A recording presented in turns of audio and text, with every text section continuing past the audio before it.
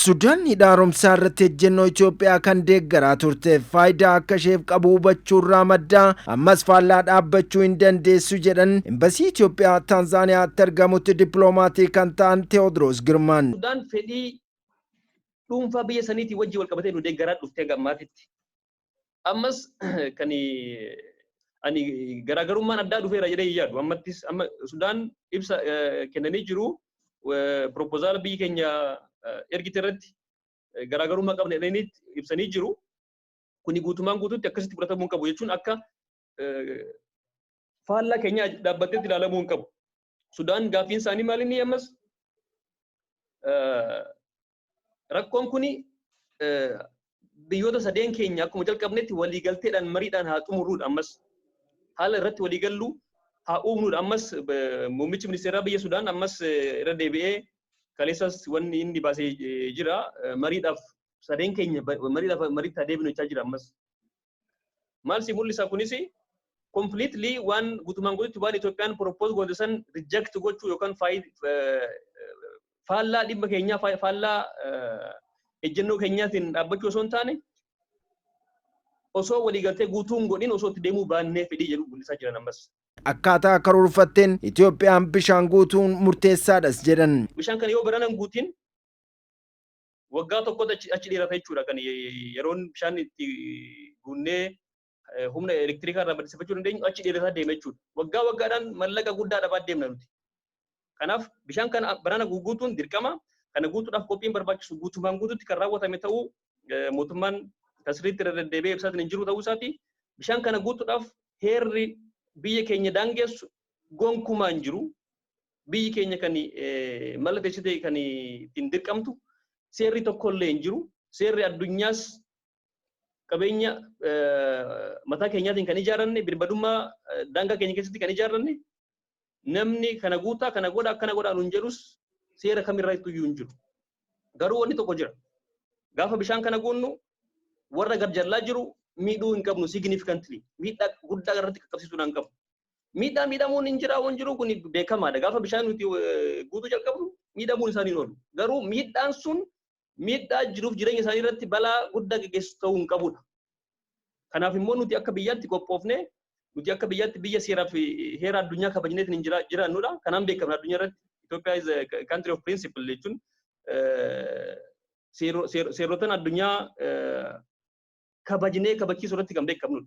Malee har'a kaanee bishaan daangaa keenya keessa jira warri garjallaa dhimma isaaniiti jennee dhibbaan dhibbatti haa beelanii haa dhumanii jennee kan dhaabnu miti. Kanas seeriin dhorgus hin jiru. Dippiloomaasiin Ijiptis kana dhaabuu hin danda'u. Maaliif uummanni addunyaa kana sirriitti hubata waan ta'eef. Itoophiyaan hojii dippiloomaasii hojjettuun Ijiptiin caalamaa jirti kan jedhutu kaa kanarratti maal jettu jennaan. Ani waan kanarratti dhugaa dubbachuudhaaf waliin galu. Maaliif waliin galle yoo jette Ijipt beekamaadha. Dippiloomaasiidhaan bishaan dippiloomaasii irratti hojjechaa jirtuun addunyaa hunda walii gadi kaattee waliin gahaati jirti. Dhugaa dubbachuudhaaf mootummaan Itoophiyaa hojii dippiloomaasii hojii Ijipt hojjette caalaa hojjetee jira. Waa'ee dhimma Abbayyaa irratti. Salphumatti gaafa jalqabaa gaafa hidha Abbayyaa kana ijaaruu jalqabnu gaafiinsaa hidha kana ijaaruu hin dandeechanidha ture. Dhaabaadha. Kan biyya Awurooppaas deemtee Ameerikaas deemtee Eeshiyaas Midilistis dhaqxee biyya Arabaas dhaqxee gaafa dubbiftu Itoophiyaan hidha kana ijaaruu hin qabdu jetteet booyaa turte yeroo sanitti. Amma adeemsa keessa gaafiin sun dhaabbateet waa'ee akkamitti guutamaa bishaan kun akkamitti guutamaa irratti deebi'ee jira. Kuni lafaa ka'eetii miti kan dhufe. Ijaarsi gaafa jalqabee irraa jalqabee hojiin dippiloomaasii mootummaan Itoophiyaa amma ammaangoo irra jiru continuously karaa itti fufiinsa qabuun biyyoota dhimmi isaan ilaallatu biyyoota waa'ee Abbayyaa kanarratti dhimmamaniitiin hordofaa jiran bira gahee biyyoota dhibbaas qaqqabsiisuu danda'an bira gahee dhugaa jiru beeksisee jira. Continuously. Dhugaa qofa qabaachuun gaa miti. Akkaataan dhugaa kee itti himtu murteessaadha. Bishaan ishee qisaasaa jirtu hawaasa addunyaatti himuun barbaachisaadha jedhan. Bishaan laga Abbayyaatti isaanitti deemaa jiru kana akka hin taanetti qisaasisaatti hin jiru. Kana hunda dhaabuudhaa qabu isaanis yoo dhugaatti waa'een hanqinni bishaanii isaanii addeessa ta'e itti fayyadama isaanii sirreessuudhaa qabu. Bishaan kana akkam godhanii isaan baramma from the natural course of its flow jechuun karaa bishaan kun dur uumamaan irra deemu irraa maqsanitti gara gammoojjii Siinaa fidanitti gammoojjiittiin misoomsaa jiru. Yeroo kana godhan yeroo tokkollee biyya keenya yookaan biyyoota gubbaa jiran tokkollee yeroo tokkos marachisanii hin beekan. Gaafa isaan hidha Asawaan ijaaran nu marachisanii hin beekan. Gaafa isaan jallisii Toshkaa jedhamu gaafa ijaaran nu marachisanii hin beekan. Gaafa bishaan kana gara Siinaa fidanii karaarraa maqsanii gammoojjii keessa gaafa oofanii ittiin misoomsan nu hin marachiifne.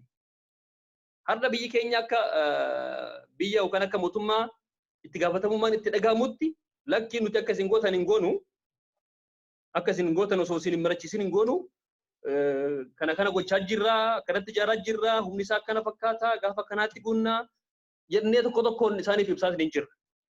Kuni mataan isaa akka addunyaatti fudhatama keenya jechuun konsarnii keenya fudhatama akka argatu godhee jira. Maaliif otoo nuti shira adda addaa qabnu otoo ta'ee kana ittiin mul'ifnu akka jarri gootetti ofii keenya ijaarretti xumurree gunnirra inni itti himna sila. Intentionally kuni ta'ee jira. Kan gooneef maaliif nuti shira addaa akka hin qabne